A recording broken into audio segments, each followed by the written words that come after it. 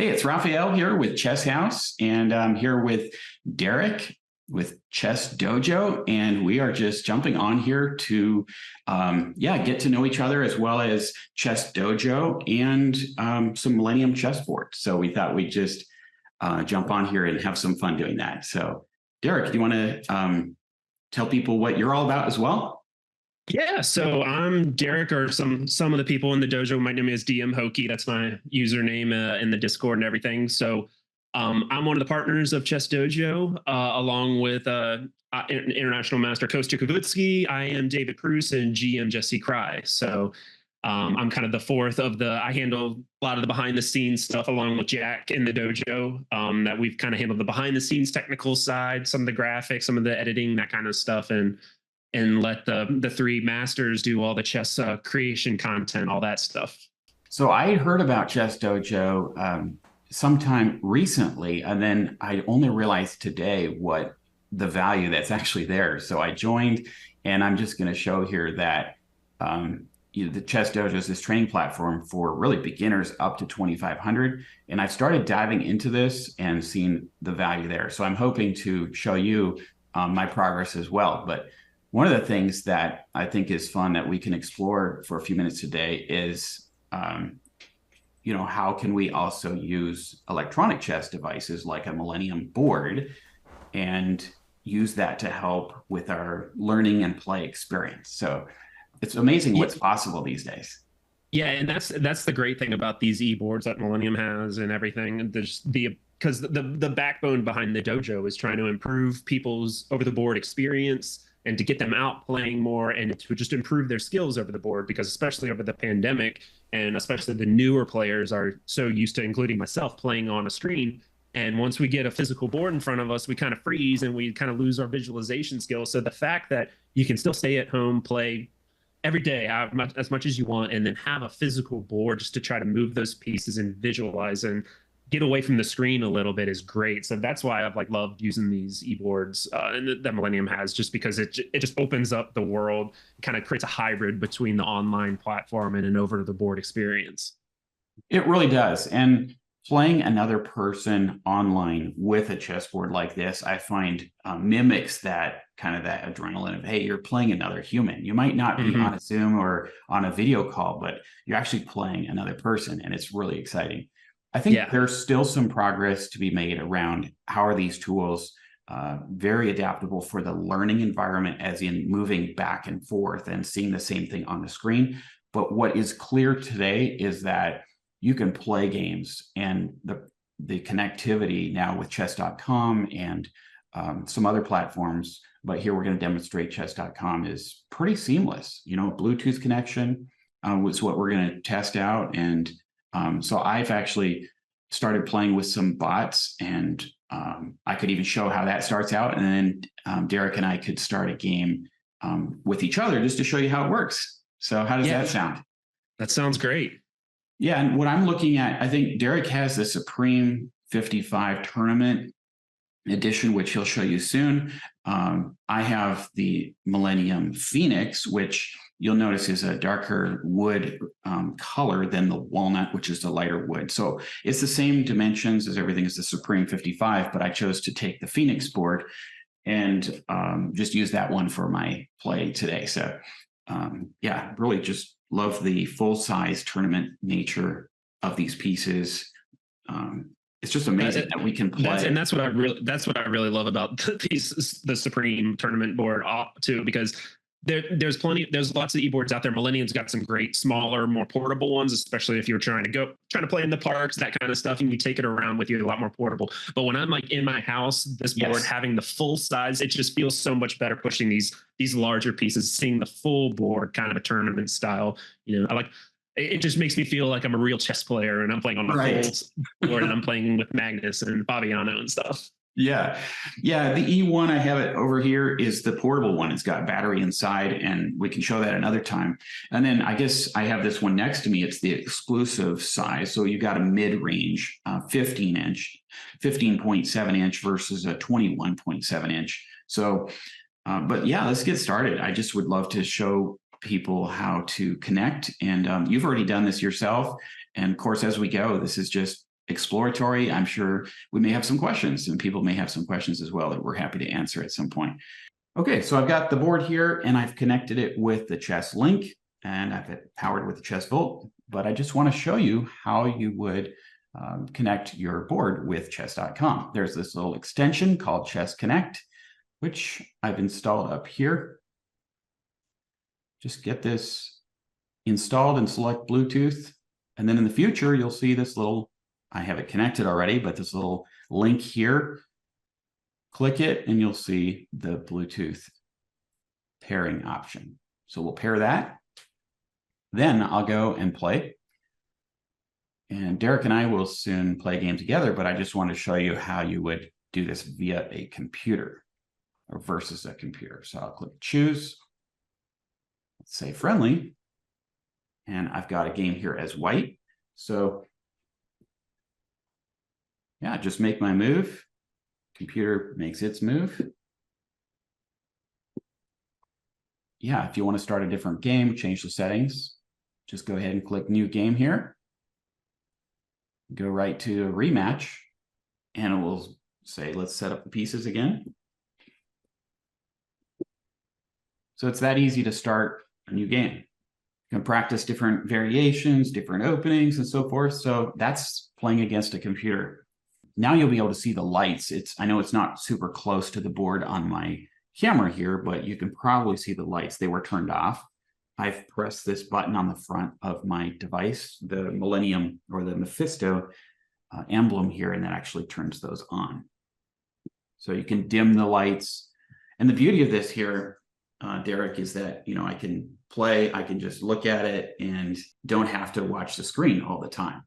That's the best thing. The lights are really great because it's like on all corners where, so like as soon as the move, you see it. It's not hidden behind a piece. It's not like a single light that sometimes depending on your perspective. So the lights on all four corners of the squares really light up. And yeah, that's the best thing is I can just ignore the screen. Stop looking at the screens. We get enough screens. I can just look at the board and focus. That's one of the key things Yes. that we like to talk about, especially on longer games, just maintaining that focus. So the more you're looking back at your screen, maybe notifications are popping up, looking at your phone, it's just distracting and takes you out of your calculations and all your thought process. So you can just focus on the board is the key there. It is, yes. And with your focus on learning and really training with Chess Dojo, it's important to be able to do your training, but then go to the board and practice. And that's where I think there's a perfect pairing of, for chess improvement, of doing that training and then practice. And the best practice is the physical movement and play. Yes, definitely. The other thing, that I recommend is games that are more than 10 minutes with a 5-minute increment, at least that long, so you're not rushed for the moves on the board. Way longer is even better, of course, like 90 minutes if you have the time for it. But I'm just saying, absolute minimum for a board like this, I suggest 10 minutes with a 5-minute increment. So yeah, it's a little harder to play some of the blitz and definitely not bullet on these boards just because you're moving two pieces. So the longer time controls, and that's the dojo's stance anyways, play longer time controls. You're not going to learn from playing bullet and blitz. So this is just more emphasizing that just playing the longer games is better for this board. You'll learn more. You'll grow as a chess player. Absolutely. That's right. So yeah, I'm looking forward to actually working with Chess Dojo and working through those levels and seeing what sort of improvement I can gain in your community. So yeah, this is chess computer connected play on chess.com.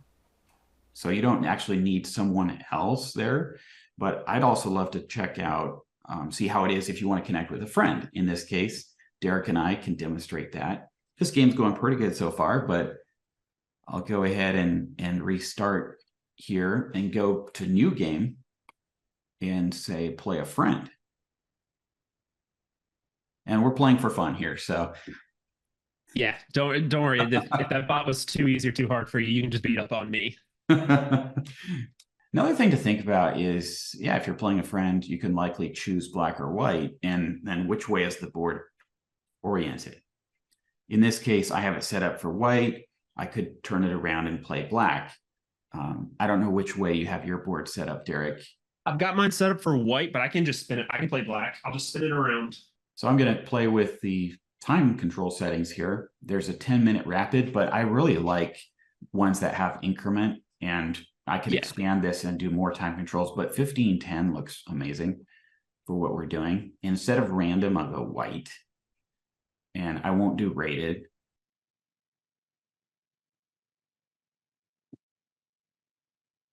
There we go.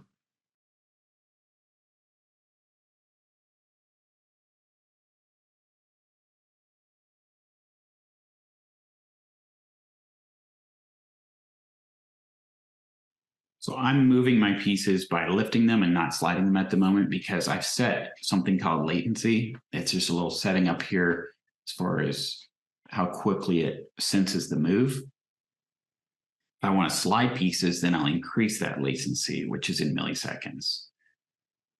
Yeah, I meant to drop my latency. I have mine as the default, but I'm a picker and mover. I don't typically slide. I know some people have the concern when you slide it, does it pick up the wrong square? So that's where you can play with that latency. So if you are a slider, you can have a higher latency where it won't register until you move it. But if you pick and move, you can decrease that latency. And so you can just pick it up and move it, and it responds a little bit quicker. Yes. Yeah, I'm moving mine up to 750 milliseconds, which is, 3/4 of a second, which should allow me to slide it to D3.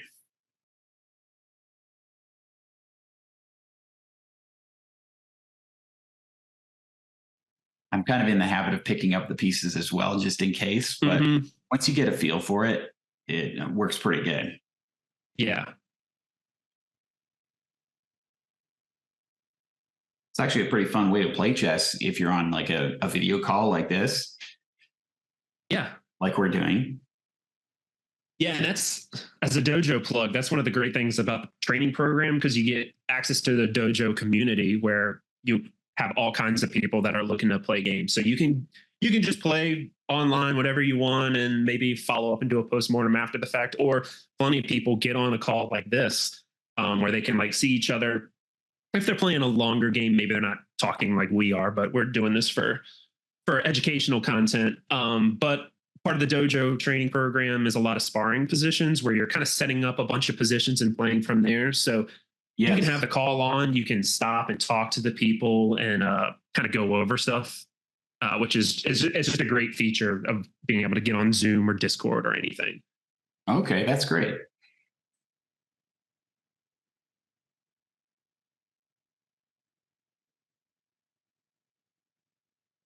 I'm not thinking overly carefully about my moves here. Yeah, no, I'm definitely enjoying the experience here.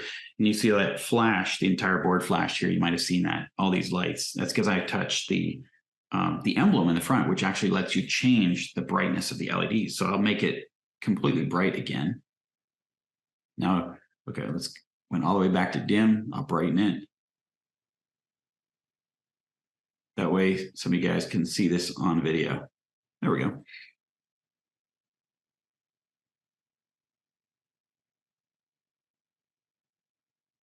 So yeah, you get the idea on how this works. And again, that's how easy it was to get connected. You can just plug it in and you're off and playing, making moves, playing online over the board. It's just incredible that you can do it that fast. Right. And this is relatively new developments as far as full connectivity on chess.com. So thanks to the developer as well of the Chess Connect extension. Definitely appreciate that. So at any point, I mean, this just is an extension of your chess.com experience.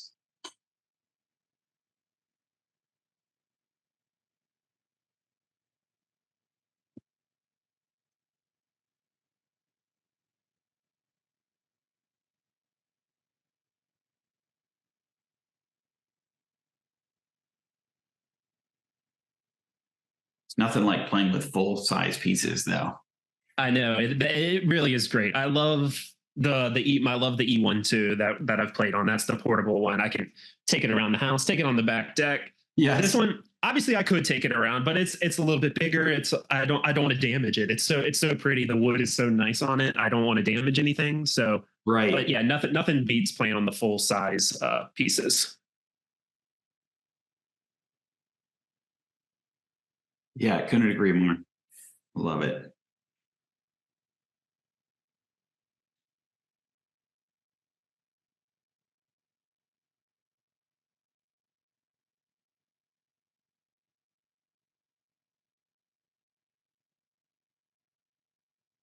So yeah, at this point, we can just cut here. And are there any other things that would be? Do you have any questions about the board, Derek? How do you see this being useful as well in the maybe other ways that it could be useful in the Chess Dojo community? So you kind of touched on it just a little while ago about kind of the next step of these kind of boards is the analysis part of it or something like that, because it's great, super easy just to jump in and get on a game, as like we kind of just showed. One of the big thing in the dojo training program is, you know, going back and analyzing your games, really spending time going back through it. So yes. If they can, I think the next step is incorporating this into the analysis mode, whether it's on chess.com, Chess, anything. In the video that I put out when I reviewed this board, when I initially got it, it actually does work great with ChessBase. There's a driver that you can install and you can analyze directly in ChessBase with this.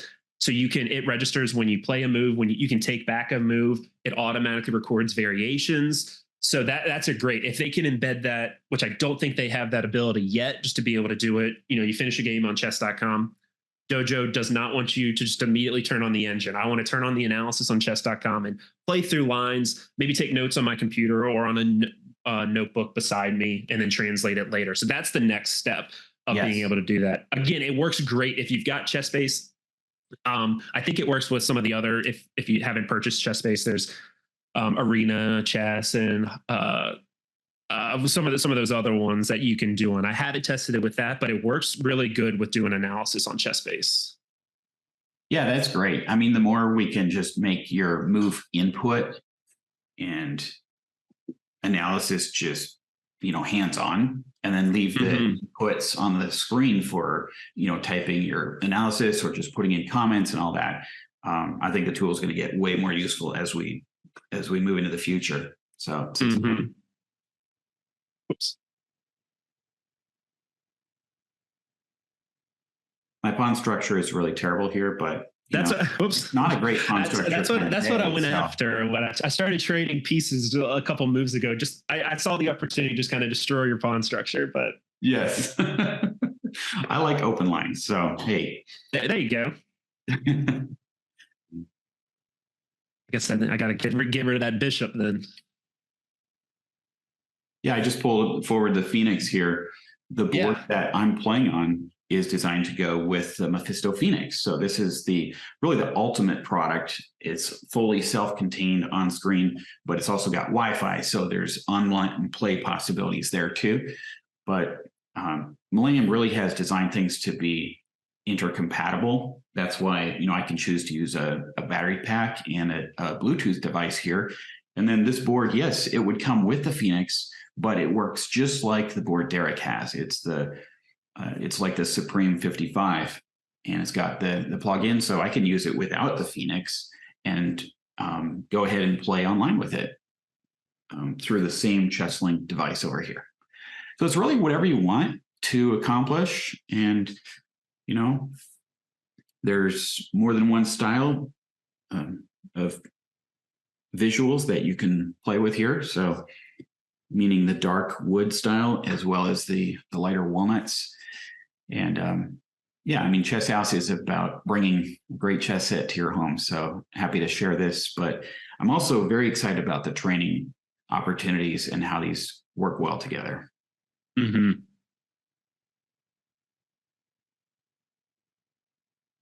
My king doesn't have any great place to hide at this point, but yeah, hey, I'm in the game. Yeah. It looks like we got into an interesting position here where I missed a move that Derek played, and so my queen is hanging. I think what needs to happen is I need to jump into Chess Dojo and There you go. training skills a little bit. So We'll help you learn not to do the Botez Gambit and just give away your queen. my move order was a little wrong. So hey, when you're looking for a chess set like this, you know where to go. It's chesshouse.com. But for training, no matter what your level, I'm recommending Chess Dojo. And I hope we can do this again, Derek. I'd love to jump back in for another game, and maybe we can talk about more of what Chess Dojo offers. But as we yeah, that'd be great. I know you just joined the dojo, so we'll get you get you through orientation, dojo orientation, get you set up, and then hopefully we can work with Chess House and maybe get some dojo chessboards out there, get some new merch out there, and work with you and get that dojo word out there. For sure. Yeah. Send that over and we'd love to create that for you. So yeah, this has been real fun. And if any questions come up, I'm happy to answer those for Chess Dojo as well as our Chess House community. So glad we could share this with you today. And yeah, I'm looking forward to next time we can play. Yeah, that sounds great. We'll have to play again sometime. Break these boards back out and keep training.